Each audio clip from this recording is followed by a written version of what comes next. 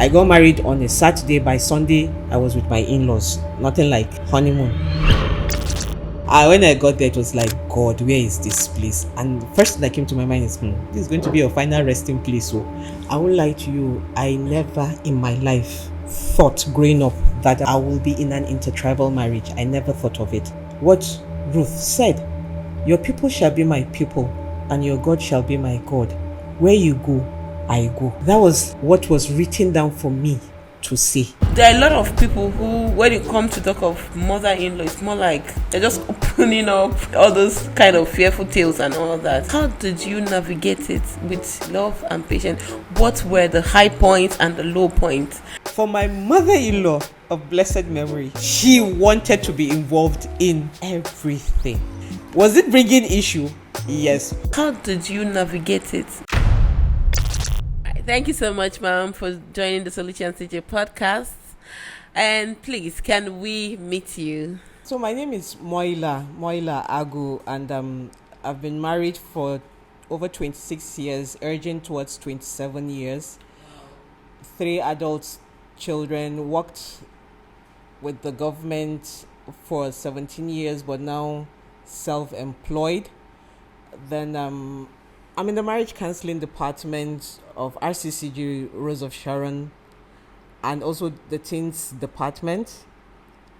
I talk a lot and I just like sharing. That's it. I think that's just about it. Thank you for joining us, ma'am. I'm so glad to have you. It's my pleasure. Let's just get into it. You've been married for more than 20 years, and another very unique thing is that it's an intertribal marriage.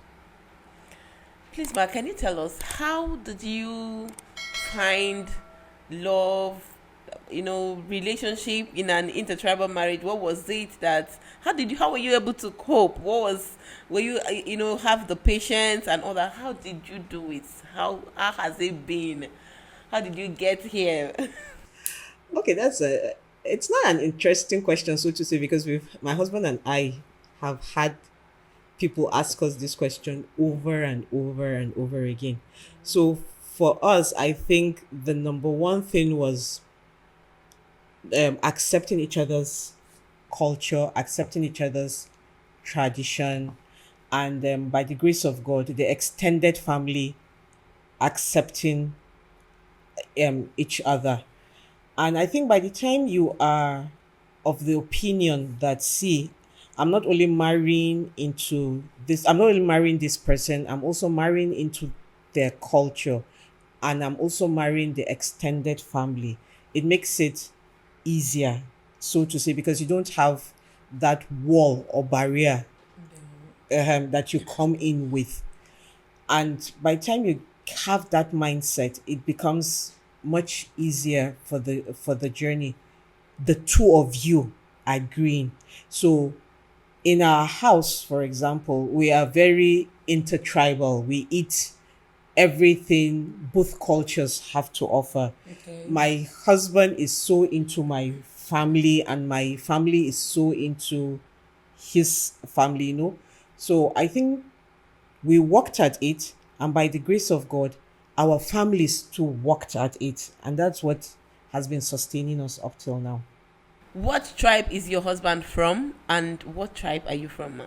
Okay, so my husband is Igbo from Abia State, proudly Ohofia, and I'm from Kaduna State, the southern part, from Kagoro to be precise. So it is a real case of crossing the Niger for both of us. Yes.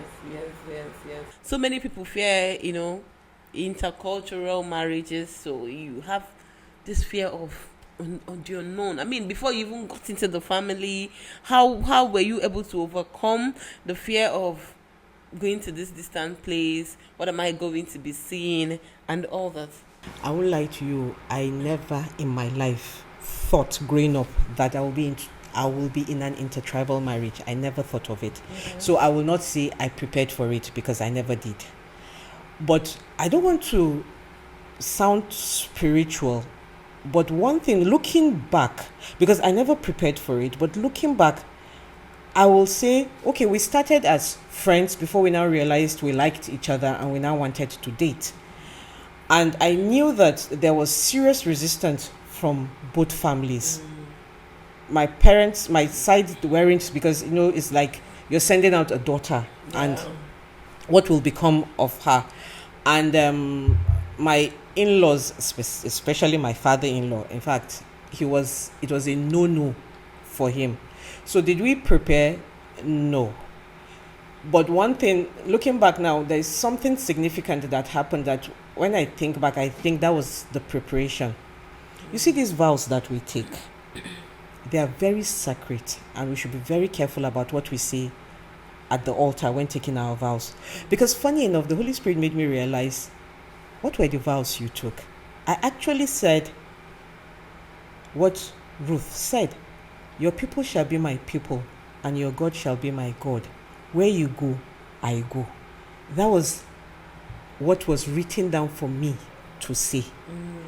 And years later, I now look back. I love everything about the half hair culture. Okay. I really like going. Anybody that doesn't like going for Christmas in the East, so his people are really my people. Where he goes, I go. So I just realized that it was what I said that is now playing out in my life. Because if I say I prepared for it, I am lying. My family resisted, his family resisted. But God has been faithful. So if you tell me to pinpoint, okay, I did this, I researched this, I researched that, honestly speaking, I did not. It was just God holding our hands and still holding our hands. So I will always say it, and I will say it again. When young people are going to the altar, that vow they take is actually really sacred, and they should be very intentional about what they are saying. I think God will help us as we go ahead with that. You're talking about resistance. It means that acceptance wasn't even an easy thing when you... Or does it mean that acceptance wasn't easy? And if so, how did you eventually overcome it? Soluchi, if you are marrying an only son, then you will now know that acceptance is going to be resisted. And in the case where the family was already angling that, okay, he's going to marry this, and the relationship between the families will be solidified. In my own case too, my family were like, okay, she's going to marry this, and so parents have a way of charting their children's life, and you now realize that the children are going different path. And as I said, especially when it's intertribal, and especially when it's intertribal between the very different tribes, if we were between the same geographical region, then it could have been easier. So there was really resistance. But by the time we got to know each other, by the time my in-law, because we met in Lagos, I lived and grew up in Lagos. His parents are in Port Harcourt. So by the time by the time I finally met his parents, it was like, okay. And it's not that, I think they got to meet me, and as God will have it, phone calls, although that time it was landline. So landline will now, when he calls, I'll now either greet the mom or I'll greet the sisters, that kind of thing. But I really got to know them well after we got married, because immediately after our marriage, I moved with him to Port Harcourt. So I got married on a Saturday. By Sunday, I was with my in-laws. Nothing like honeymoon. And I stayed in the same town with them for a period of time. So I was living in Port Harcourt for some time, and I think that everyday interaction, being the daughter, and they too, in a way, they are guards letting go. slightly, so gradually. So I think it was a thing that we were all ready to work at it. Okay. It's one because there's some families that no matter how good you try to be, it will still not be accepted. And there's some again that no matter how good the family is, the person isn't ready to work with them. So in our own case, it was a case of we were both ready to work at it. I am I behaved the way I was brought up. Yeah. I accepted them as my family, and they accepted me as a member of the family. So both families were ready to work at it. The same thing with my husband and his people. So yes, there was resistance, but the two families were ready to work with each and every one of us, and that was what helped us. Can you highlight some of the resistance that you faced? Like, what were they? I think my husband faced more resistance than I did, because for my husband it was a case of no. Anytime he came to visit, especially when we're planning to get married, as in, okay, can he come to formally ask for my hand in marriage? They kept on giving him very wonderful dates and just kept on pushing it. So I think he faced more resistance. For me, I think it was more from my father-in-law, because I remember they said the day they told him that my husband wanted to marry, and this was the tribe, what he said was some unprintable words, as in, how can his child, his only son, marry her? So by the time we got married, he was not cold, but he was not warm either. But as God will have it, as far as I was concerned, he was just daddy. So I didn't see it as I didn't take it to heart. Because it was years later he was now telling me that they were expecting my husband to marry so and so's daughter, and you see, because my husband didn't do it, it actually caused friction between him and the girl's parents, so it was more like, this is what you cost, in that kind of thing. And funny enough, it was my father-in-law that was telling me, and we laughed about it on the dining table. So yes, it wasn't so bad, as in it wasn't hostile. It was just that aloofness, that keeping off. But I still warmed up to him, and we now have a beautiful relationship. Funny enough, we really have a very close relationship. Wow. To the state that sometimes my mother-in-law of blessed memory will now tell me, please come and discuss some things with daddy, So he really, we worked at it, and it was okay. And the same thing with my husband. With all the resistance, he's quite close to my family members. So it wasn't a case of hostility in my own case. Yeah. It was just that aloofness and keeping you at a distance. And that was it. Before you got married, you probably had this kind of experience in your own culture. What happened when a Kaduna person is getting married, and here you are in another state, not, I mean, you can comfortably call it another country, because you arrive at some country from Kaduna faster than you arrive at, where you were married. Yeah, so what were the cultural shocks that you got? What were the difference, the things that happened, and you were like, okay, you're expecting it to be this, and here you are having another thing? What were the shocks? My father-in-law and my mother-in-law actually live, although I've lost my mother-in-law, actually live in Port Harcourt. Okay. So they are not in the village, to start with it. So I think one of the first cultural shock for me, apart from the food, was because when I first met them, of course it was in their family house in Port Harcourt. It was after we got married that I now went to the village. And when I say the village, it was the village. Because anybody that comes from Abia and from Ohofia will know that, okay, it's one thing to come from Ohofia, then it's another thing for the Ohofia people, it's another thing to come from Amango Ohofia, because Amango Ohofia is inside. And when I got there, it was like, God, where is this place? And the first thing that came to my mind is, this is going to be your final resting place. So, and I thought of it far away from where I was coming from. I think it was more like food And parents of before, when they give you food, you dare not say no. So I grew up in that kind of environment that no matter how much you don't like the food, you collect it and say thank you and you eat. So I think the major thing was I didn't know Igbo people could eat eba. They could eat eba. But apart from that, every other cultural thing I saw, I was open to accepting. And I asked a lot of questions. And my father-in-law, most especially, was so happy to explain it to me. So it was more like I went in with an open heart. And whatever I saw, I asked, and they explained to me. Because like the Hofia culture, they're actually maternal, unlike others. And I asked questions about that because that was the first time I was hearing a maternal.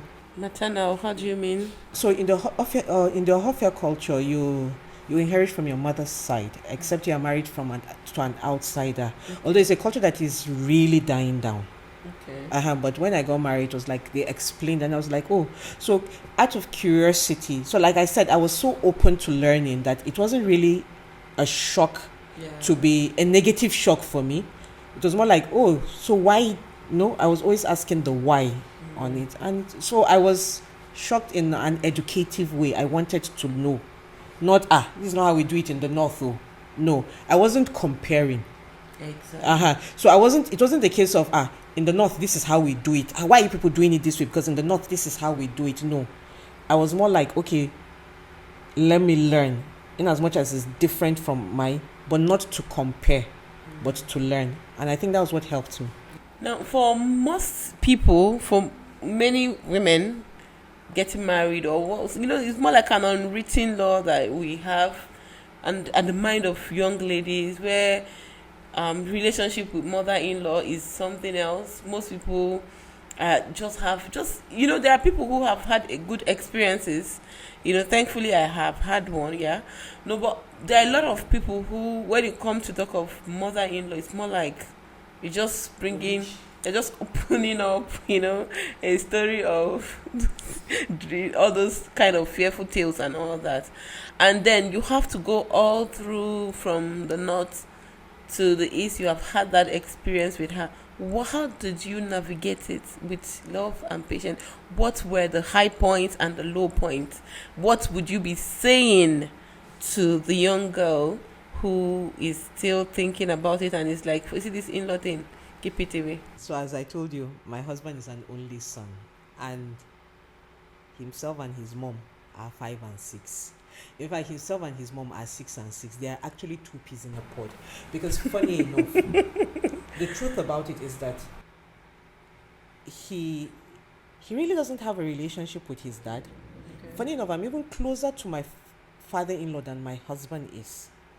But he is so close to, or he was close to his mom since she's now late. In fact, they are so close that, or they were so close that they speak every day. That was how close they were. Now, did I see it as a threat? No. And for me, why I didn't see it as a threat was I understood, or God helped me understand, that the love he has for his mother is different from the love he has for me. And it wasn't competing. There was no competition in it. And for me, again, I looked at it as honestly, because my mother-in-law really had a strong influence in my husband. She brought him up. No. But one thing I know was that she didn't bring up a mommy's boy. Okay. She trained a man, not a mommy's boy. And honestly, I was grateful for that. Because if she did not bring him up and train him the way she trained him, I wouldn't have been enjoying what I was enjoying from him. And when I understanding that helped me to understand that this is not a competition. his love for his mother and his love for his wife are two different things. And as I said, luckily he is very close to his mother, but he's not a mommy's boy. And for my mother-in-law of blessed memory, as far as she was concerned, at the beginning part of our marriage, as far as she was concerned, it was the case. You know when they say the marriage is tripartite between the husband, the wife, and the Holy Spirit. My mother-in-law made it square. It was a case of the husband, the wife, the Holy Spirit, and her. She wanted to be involved in everything. Was it bringing issue? Yes. But I thank God for the wisdom. That's why I said my mother-in-law brought up a man, not a mommy's boy. He handled it. So how he was handling it, I did not interfere. But he made his mother understand that this relationship is 3, not 4 people in it. So, and as God will have it, she too, she understood. It was kind of painful, but she learned to draw back. God helped me that I didn't face it because my husband was there to handle it. He handled it and he handled it well. And it didn't affect our relationship. So she didn't see me as in, you stole my son away. Because there was nothing to steal. They still had their beautiful relationship. Towards the end of her life, my husband will travel to Port Harcourt every month. And he did that for over a year. Just to spend time with the mother. I didn't see it as in, guy, it's affecting us. The funds, we can use it for something else. No, this is his mother.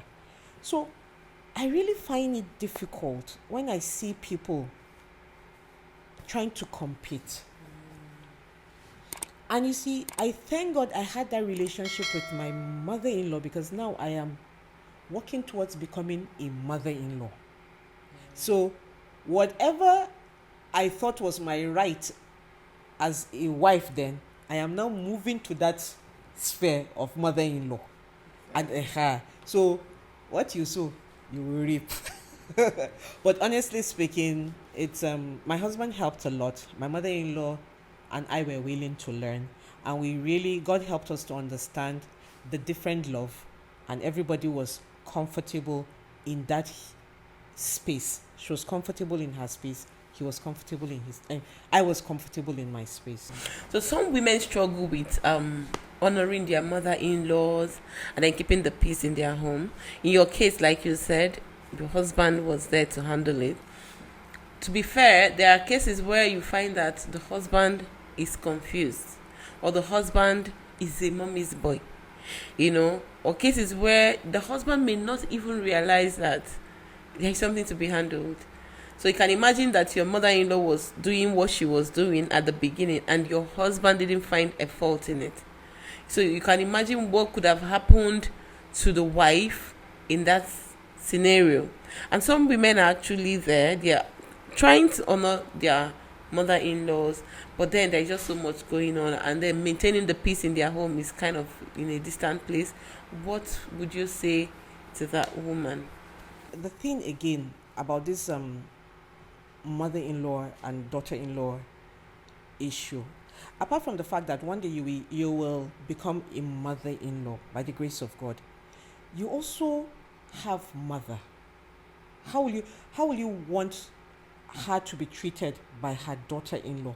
Because I read a story, and apparently I think it's a true life story, about a husband and wife that had a joint account. And his mother was critically ill. Now, he withdrew out of the joint account to help with the mother's medical bill. The mistake he did was that they didn't have a conversation with the wife. So that was his mistake. But it was the comments that I was reading that was painful. I was reading comments like, why waste money on the woman that is about to die? She has already lived her life. So why are you people wasting money on that? You need the money to live your life because you are just starting your life. And I am like, please, women, are we for real? if it was your mother and your brother needed to do that, will you tell your brother, no, allow my mother to die because Whatever you believe in. hey, you and your wife need the money? I agree he did wrong by not telling her. But this is life. So, you see, what, as I said, this relationship between mother in law and daughter in law, it's actually a journey that one day you will be in that shoe. So, can we be empathetic? Can we be understanding? Can we be nurturing to each other? The mother in law to her daughter in law, and the daughter in law to her mother in law. And once we understand that it's not everything, don't come with a mindset of fight to finish. Because whether we like it or not, we also quarrel with our mothers. Yeah. We do. But we don't carry it for generations. And because, yes, I know that there's some, I'm talking of the everyday quarrel. I'm not talking of those ones that are really bad. So if you look at that, honestly speaking, this relationship with mother-in-laws, I'm not talking of extreme cases. It's really a relationship that is workable and doable. So I honestly believe that it is a relationship that is workable and doable. Like thankfully, some of us have good relationship and mother-in-laws that, like you said, that are godly. You know, when even if there is a case anywhere, you know that people have issues and you don't take it like forever. You just let it fly. But then for young women who are struggling with keeping the peace in their home and honoring their mother-in-law, especially cases where it's kind of extreme, where the husbands are mommy's boy, or don't see anything wrong at all with, you know, what's going on, if their mothers are intruding or anything, what do you advise such a girl to do? In that situation, I think the issue is something that would have been nipped in the bud right from relationship time. It's a red flag. That's how I see it, because that means he doesn't have a mind of his own. So that means the mother is the one dictating the marriage. It's two things for the lady. It's either you don't even go into the marriage in the first place, or get ready to endure it. Because the truth about it is that the mother-in-law will always dictate what's happening. I have heard, and I know for a fact because I know the person, where when the thing became so bad, as in the mother-in-law was so overbearing and the son didn't see anything wrong in it, that it choked the daughter to the stage. She prayed, Father, set me free from this marriage. And he did. The thing about it is that this is, for me, it is, and I have seen the one that they are almost 30 years in marriage, but they lived for years as flatmates because the mother-in-law was so controlling that when the mother-in-law died, people were actually telling her congratulations instead of instead of sorry on the death of your mother-in-law. So, you know, this thing called marriage it's a journey of life. You're not meant to endure it. You're meant to enjoy it. So I think it's something that when you're in a relationship, the relationship is not just I love you or butterflies are in my stomach. It is, you look at what the two lives are going to be, and with the help of the Holy Spirit. And that is why we keep on saying that in this part of the world, marriage is not just between husband and wife, it is between two families. So you're not only marrying the man, you're marrying his family. You're not only marrying the woman, you're marrying her family. Look at it. Can you people work? Can it work with the mother-in-law? Does he have a mind of his own? Can he stand for himself? I'm not saying for the woman to use it to manipulate the man against his family. No. But that he's actually a man of his own, that when he takes his decisions, it's a decision that will work out for both sides, will work out for his family, his mother and his siblings, his family, at the same time his wife. If you know he is not that kind of person, personally, I will advise you, don't start, except you are ready to endure the marriage. And don't go with the mindset of he will change. If you are going to go in, then just know that you are going to go in to endure it till the end. Because you find out that for every single decision you take, it's the mother that will call the shots. So are you ready to endure that? If you're ready to endure it, I wish you all the best. If you are not ready to endure it, then don't even start it. Don't even start it, because it's not a good place to be in. You can't. Do you know what it means to endure a marriage? Do you know what it means to come back from work and you can't come into your home because you're not in control of your home? It's your mother-in-law. And it's for both sides, because there are also women that it's their mothers that control them. So we shouldn't just, we're not just looking at the husband itself, even the woman's side. And one thing about this thing called marriage is, I come from my own values, you come from your own values. We're charting our own values. Yeah.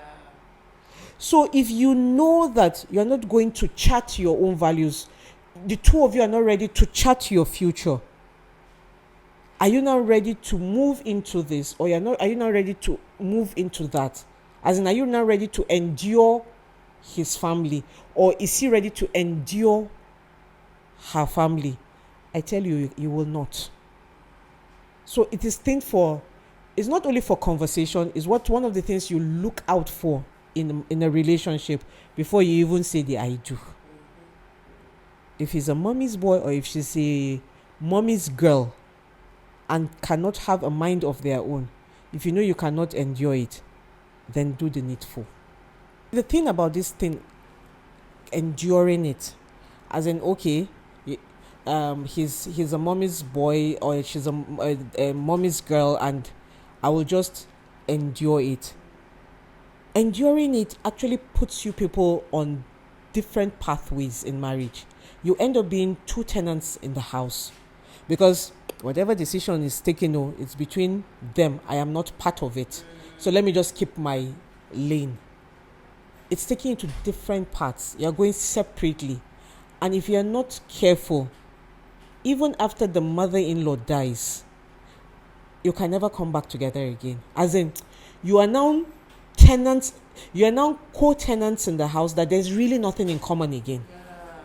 There's really nothing in common again. So it has so strained that relationship. You know, when you pull a rubber band, the elasticity, it can bring it back, but it will get to a level that it will strain the elasticity that it can never come back to where its original strength is. That is what enduring a marriage can do when you're just waiting for, I can just endure. By the time the mother-in-law goes, in most cases, that's what it can never come back again. So I don't think it's something to endure. It's something that from relationship time, you look out for. So for Christian couple that, have now realized that, okay, this is a thing. Because for some people, by the time they even get into this thing, they don't even know what, it entails. And maybe they are hearing this and they are now putting two together and they are realizing that, okay, this is where they've been. What do they do? How do they go about setting boundaries, for different families? Just like you mentioned, for some people, is a wise family that is, having the stronghold in their home. For some, is the husband's family, but eventually they have managed to separate their own family. If they are now realizing this and they want to get back together, what steps should they take? So you see, setting boundaries, as you said, they have realized it, because if you're going to set boundary and the other one is not on board, it's going to cause conflict and friction. But it's a case of, okay, we have realized it and we're setting the boundaries. Then can two work except they agree, isn't it? Once the two of you are in agreement, the boundaries is already set. The boundaries is already set. Because you see, the truth about it is that we're working together. So it's not a case of, ah, it's the wife that is controlling the husband. Oh. We'll both laugh because we all know what we're doing. We're just setting boundaries, or we have set boundaries because you have encroached enough. So it won't pain us. I have in-laws. If I have in-laws that up to now we tell you that, say Emeka, don't mind Emeka, it's Moila that is controlling him. And both of us laugh because we know. I can't even control him, but he has set his boundaries. And we know, and we are comfortable with that. You can say whatever you want to say. It's not affecting us. It's giving us peace of mind. Because the truth about it is that there is nothing as beautiful as having a peaceful home. So people will talk, they will shout, but the two of you have agreed to set the boundaries for the relatives, for the extended family. Then fine and good. Please continue talking. It's not affecting us because we are having our peace of mind and we know what we want. But one of the things I'm teaching my children, and we even practice it with their friends, is this house has certain rules. If your friends come in, they respect the rules. Why am I doing that? It's so that when they go out, they too will now create boundaries with their spouses, so that when extended family come, they know that there are boundaries and they respect it. So they're learning earlier than we learned how to set boundaries, because we learned later on, and everybody has to respect it. We're not forcing it down your throat, but we're not also going to take that step back to accommodate you. No, because the most important thing, as I said, is the peace in the home. Let's have our peace. So most times when we hear people talk about it, we just laugh because we know what we have done and we have peace with it. But we're not going to use it. Me, for example, I'm not going to use it to disrespect my in-laws. So I'm not going to disrespect you by rubbing it on your face. No, I won't. But neither will I shift the boundaries to accommodate you. No, that's my rule. I have my boundaries, or we have our boundaries. I'm not going to use those boundaries to disrespect you, but I'm not going to also shift it to accommodate you. So when you come into our space, you work within our set boundaries. And that's it. The important thing in this whole thing about marriage, is the two of you. Can the two work except they agree? So even in setting boundaries, whatever you do is just for the two of you to be in agreement, and it's good to go.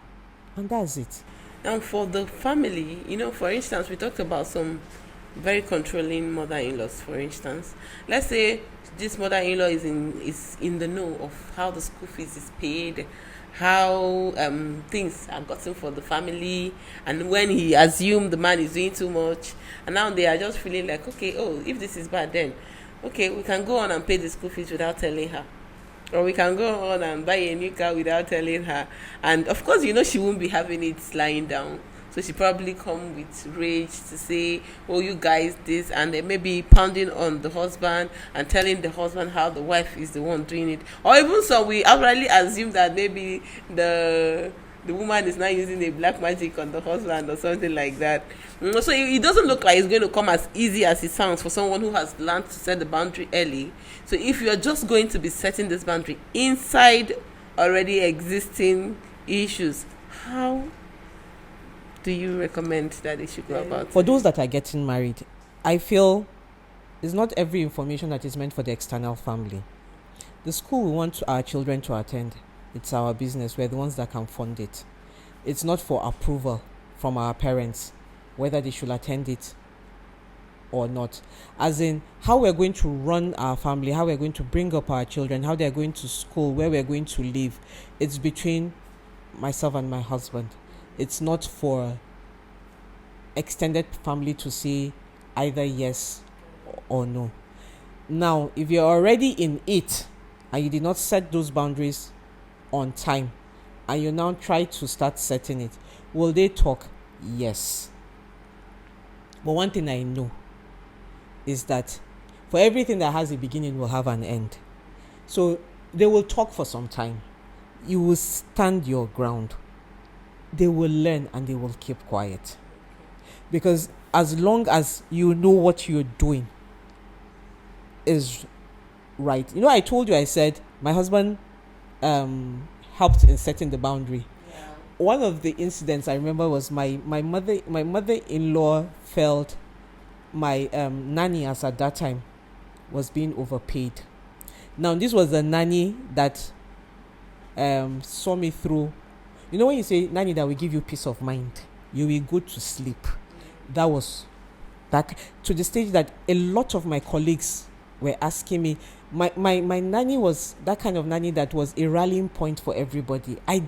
God was so faithful that I never had issues with my nannies and my house helps when my children were growing up. But my mother-in-law felt it was too expensive. I didn't confront her. No, actually, I said my husband was, because as at that time she still felt she was part of the day-to-day running of the house. It was a conversation with her son. And he had to make her understand that this is my house and I will run it the way we have agreed to run it. Why? Because this nanny, we both work. This nanny is giving us peace of mind. You leave your children and you have peace of mind. You go to work and you come back. And you're not saying that we should look at the cost, but instead we should get somebody from the village that is younger, that your heart will be in your mouth. Do you understand? So, yes, they will talk. Yes, they will push. But as long as the two of you, see, as I'll continue repeating this thing, as two in agreement is what makes it work. Even the Bible says it. Two in agreement is what makes it work. So yes, they will push. But as I had already told you, don't move back. Once you set the boundaries, they will push, but don't move the boundaries. Keep it where it is. They will keep quiet. So if you have already made the mistake from the beginning by making them know every gritty part of your home and asking for approval, which will now end up being a problem later, once you stop, they will learn to accept it. And we will move on. It's not going to be forever. So there would, for everything, as I said, for everything that has, it will that phase will come to an end, and it will be fine with everybody. Everybody will be fine. Everybody will be all right. Everybody will be all right. Yeah, in your case, you mentioned that initially you had resistance because you were not from the tribe, and of course the family already had someone else that is in their mind. But over time, it was a family that was accepting this is not the person we wanted. But I mean, they have to start coming down. But there are cases where you have people say, this person, so long as is from this tribe, if it's not a particular tribe, like, oh, this is Igbo, and if it's not from Igbo, don't speak. Like, I don't know. It's just so, like, the way you plant trees and they are not moving, that's how these families are. And then somebody is standing at the door waiting for an approval and it's never coming. It doesn't look like it will ever come. Can you speak on that? Okay, so if they are not that accepting and they still allowed him to get married, but they're still not accepting her, the only thing I will tell you is love conquers all. Honestly speaking, love is a weapon. Because the truth about it is, love is a weapon that people don't seem to understand. So, like, I'm from the north. I married an Igbo man. Or I'm married to an Igbo man. I can cook every Igbo soup that I know they eat from their side. In fact, there was a time we were in the village for Christmas, and whether we like it or not, we know in the East, Igbos have 1,001 occasions. So, when we were going for Christmas, they pile all the invitation cards in a heap because you are going to go from point A to B. And there was a particular day that my father-in-law and my mother-in-law went for their numerous occasions. And by the time they came back, my father-in-law was famished, and my mother-in-law now went, Moila, Daddy refused to eat in any of the occasions that we went to. He said he's coming back to eat the oha you cooked yesterday night. I am from the north, but he wanted to come back and eat my oha. So please tell me, a man that is resisting, how will he continue resisting that? I will go for his family members. When we go to the village, I am practically, as in, there's this thing my mother-in-law and I do. Once I come in, my mother-in-law will like, she now jokingly says, oh yeah, you're in charge. Why? Because I made her understand that, see, I handle things for you. What I do at home is what I do there. So they are resisting, but you follow them with love and with prayer. Even the devil. But it's not a case of I'm from the north. This is how, as I said, say you accept the culture. You don't. You enjoy the differences, but you don't compare the differences. Do you understand? You. I'm looking for the word. It's like you appreciate the difference in culture, but don't use it to compare. So tell me, accepting their culture, accepting who they are. I'm not talking of cultures that are against the Bible, though. I'm talking of normal cultures, not what is against the Bible. And you accept their people, no matter how hell-bent they are. Love is a weapon. Love is a weapon. Slowly but gently, it will chip it down. Okay, so looking back, what key lessons and value helped your marriage to thrive in the midst of cultural differences and external pressure? Communication. We talk. No matter what it is, we have a conversation about it. And we now lay down our points, and we now look at it and we discuss it. So let me give you an example. So my mother-in-law had a school. It's still in existence, a secondary school, and some of the grandchildren were attending the school. So when my son was getting ready to go into secondary school, my father-in-law now called me. I don't know why he didn't call his son. And he now said that it's the culture of the family that they all attend my mother-in-law's school. So we should get ready to send my son to Port Harcourt to stay with them. And you are in Lagos? Well, I was on transfer in Abuja then. Okay. And to stay with them to attend the school, and that's his first male grandchild. So of course his reason was that he wanted him to, not only was it the culture of the family, but that he wanted him to know more about the Igbo culture and all that. I just said, okay, Daddy. I didn't argue. So I called my husband because I was on transfer to Abuja. My husband was working in Lagos, but he comes in for weekends. So that weekend, I had a conversation with him. I was like, I see the conversation I had with Daddy. And my husband was like, why didn't he call him? Anyway, by the time he came home, we now talked. And it was agreed that, see, for the fact that the other grandchildren had done it, we didn't want it for our son. We wanted him not only near us, we wanted boarding life for him, because that was a day school. We wanted boarding life for him. So we had a conversation. And when we had our conversation, of course, it was not in my place. As I told you, I said my husband.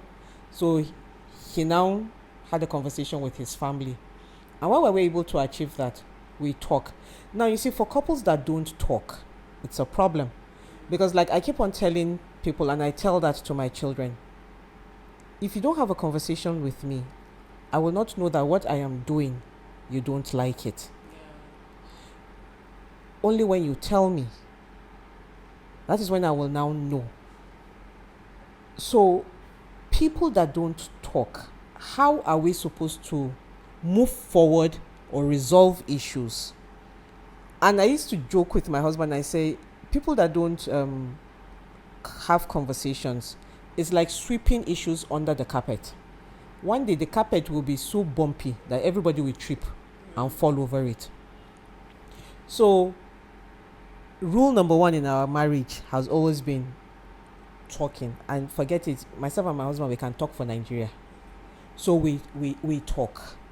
There are issues on ground, we talk. The only thing I do, or one of my rules, is don't talk when tempers are still frail, and get the right atmosphere. And when you're having those conversations, don't come from a place of defense. Come from a place of, we need to understand, we need to, as in, let it not be one of an attack. You're trying to attack. And once you're able to get that, it's okay. But I will say it and I will repeat it again. Talk. Have a conversation. You know your values. You know what you want for your family. And you know where the cultures come in. And where we joke with my children and we tease my husband about it, that when it's our daughter's time, Igbos, they do the traditional marriage in the village, so we now tease him like, so when it's time, where are we having it? And he will say, oh, we are going to the village. Then we'll now tease him like, you're the only one going to the village, we're not going with you. But jokes apart, that is their culture. So it's now left for me to respect it. And in as much as I joke about it, in my mind, I'm already that, okay, when the time comes, what do I need to do? I'm not going to say, oh, in Kaduna, we don't do that. Must we? What about her own home? At least we're living here in Lagos. This is what he wants. It's his pride to do his daughter's traditional marriage in his village. Then what is wrong in it? It's a different thing if there are issues on ground, not because it is not my culture and I don't want to. So have a conversation, and it's okay. Yeah. And that's it. See, and finally, what encouragement would you give to a young, single or newlywed that is in an intertribal relationship, and sometimes they have the fear of the unknown, They don't know what the future holds. What if not? What encouragement would you give to them? I don't want to say pray, because she already prayed, or she already prayed before she went into that relationship. But she may not have prayed though. If she has not prayed though before she started the relationship, then she better start praying now. But the important thing is, don't come in with a preconception.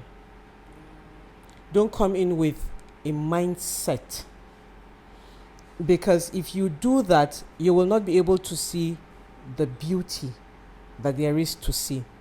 You see, I also tell our kids that if you focus so much on someone's negative, you will not be able to see and appreciate the person's positive. So if you focus, and every tribe has the negative and the positive side.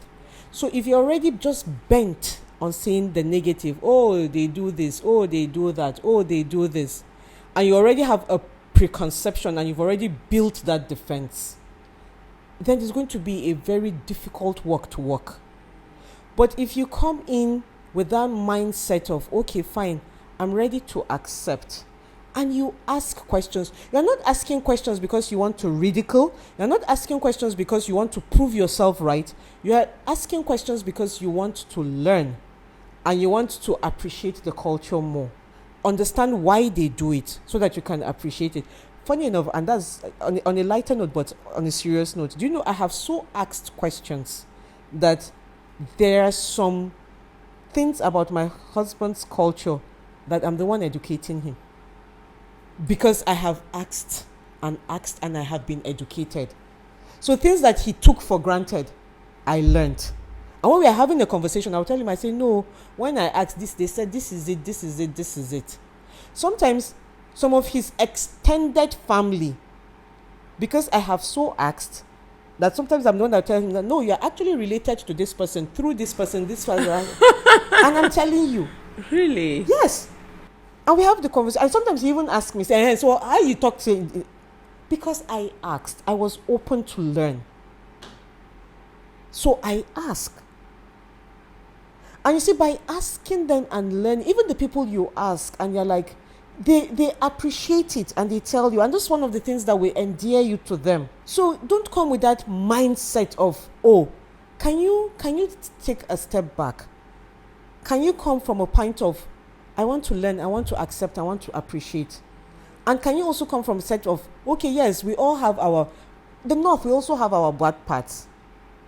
But can you come from the set of, okay, if I focus on this, if I magnify this, I'll not be able to appreciate that. Till tomorrow, we still joke with my husband and he knows it. I still make fun of him. There was a time we were traveling to the village. Our flight landed Port Harcourt late. So the journey from Port Harcourt to the village, because everybody was already in the village, but the journey from Port Harcourt, we left Port Harcourt, I think around 7. So we're getting to the village late. It got to a point that I was one directing my husband. Okay. And till tomorrow I use it to tease him and I make fun of him. Because he now turned up and I was like, guy, you're entering not Jews or Kalu's village. He was like, no. Really? And I was like, I'm telling you, we never reach Ohofia. He was like, are you the one to tell me about my village? I said, Siki, we never reach. He now stopped and he asked. I think tomorrow he will tell you, is it like, but it actually happened. So if I had said, I don't like your people, I don't want to go to your village, I don't like going to your village, your people are this, will I have experienced going to the village so much that I had an idea of when to turn left, when to turn right? Just accept. And from there, you will now, the bad parts, be cautious about it. You learn so that you learn how to be careful and when to be free. That is all. Not to come with that mindset of everything about you is bad. No. And you're good to go. Okay, this is now the very, very, very, very last. All right, so let me just ask, do you think that it would have been easier if it was not intertribal? Like if you had married someone from your place or, No. I will tell you why. Because I married the person and accepted his culture. I could have married somebody from the North. We're of the same culture, and it would have still been tough for me, because it's the same culture, but he's not it for me. So it's really not a cultural thing. It's a person. I had suitors from the North. Until tomorrow, I keep on saying, thank God I didn't go that way. Do you get? So it's a case of you marry the person and you just accept the person and his culture. Because as I said, I could have married the Northerner. It's my culture and I would have been miserable. So it's really the person. And if you're accepting the person, then accept him and accept his culture. And the same thing too. He married me. In my house, on our timetable, we have kunung geda, which is a northern food. We have masa, which is a northern food. I really like to taste it. And are you serious? And we have masa, which is a northern food. There is no occasion that my people are attending or my people are having that my husband isn't part of it. No, because he has accepted our family, has accepted our... Funny enough, there was a time we were traveling, funny enough, we were traveling to the east, and my husband was playing a music in my dialect. Okay. He bought the tape. And he was playing, and he was just enjoying the beat. He was just enjoying the beat. So we have just accepted each other's culture, and that's it. He has accepted mine, I have accepted his. There's nothing northern that you will give my husband that he will not eat very well. There is nowhere, none of my family occasions that my husband will not feel very comfortable in. Extended family and the immediate family, because he has so integrated into them. And that is in fact, there was a time that my cousin was getting married and we're all there. My son then was a little page boy, and I think that time he was 5. All right, I think 6. And he was like, Mama, everybody knows I am your son. And I was like, yes, because of your name, everybody. And they were like, and he was so excited about it. He was so excited about it because it's more like extended family. It was in the north, and everybody was calling him, and he was feeling like a king, that kind of thing. So why? Because his father has accepted, and his father is accepted. His father accepted the culture, and the culture accepted him. The same way in the east, in my husband's village, if you hear my in-laws call my name, you will think they were there when they gave birth to me. They call it so well. And it's not from a place of, that one. No. Very warm and welcoming. Why? Because I have accepted them. So I think it's just a case of this thing. Acceptance. So it is not about tribe. It is not about culture. So if things are not really working out in your relationship, don't blame it on culture, but blame it on you and whoever it is. So I think the first step will be letting God choose for you, making the right decisions and praying and all that, and don't assume that culture is a thing. I think the culture thing is in the mind. I host village meeting. Okay. I host age grade meeting. Like, excuse me? I do. I host village meeting. I host age grade meeting, and they look forward to it. You see? The only thing is that I don't know how to speak the language, but I respect them. That is their culture. Yeah. So I would not say it's his turn, but because I'm from the north, you can't do it. No. And they come. And you make their local dishes. Oh, wow. I do. So it's not. It's really not that. I think we just amplify what is not. That's just it. We just amplify the bad side. That's just it. It's doable. Thank you so much, welcome. Ma. Thank you for joining us at the Soluchi Ceejay Podcast today. We're so happy to have you. I mean, this has been so educative, and I like to believe that our audience too would have learned so much. And if you have any fear about culture, no, that shouldn't be the fear. I guess the concern should be if the person is the will of God for you, and then you make all the other things right, follow all the other steps, and don't assume that the culture is a problem. Culture is not a problem, yeah, because clearly you don't have any. I mean we can literally come to you to seek for information about Igbo land, because some of us don't even know as much as you do. So thank you so much for joining us on the Soluchi Ceejay Podcast. If at this point you have not subscribed, you have not liked, we'd like to plead with you to please subscribe, like, share to your friends and anyone that might have need of this information. As you share, the algorithm pushes the post to more people, and that's the way it will be helping us and will be helping more people too. So thank you once again. Please keep doing the right things, and of course, like you have heard, culture is no barrier. Culture is no barrier. The barrier is sometimes in the mind, what you're thinking about the culture and not necessarily what it is. So till we'll see you again. Bye.